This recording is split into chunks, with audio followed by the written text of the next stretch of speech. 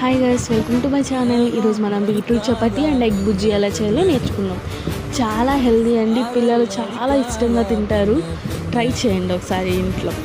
Egg బుజ్జి ఎలా చేయాలంటే first కడాయి పెట్టుకొని దాంట్లో ఆయిల్ పోసుకోవాలి. ఆయిల్ హీట్ చేసుకోవాలి బాగా. ఆయిల్ హీట్ చేసుకొని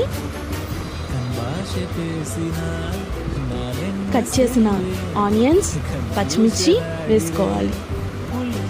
ఆనియన్స్, పచ్చిమిర్చి ఆయిల్లో బాగా ఫ్రై అవుతాయినే ఎగ్ బుజ్జి చాలా టేస్టీగా ఉంటుందండి. ఫ్రై చేసుకోవాలి బాగా. తర్వాత వన్ టమాటో చాలు. టమాటో కూడా బాగా మగ్గిపోవాలి. మగ్గిపోయిన తర్వాత ఎగ్స్ కొట్టేసుకోవడమే. ఎగ్స్ బాగా ఫ్రై అయిపోవాలి.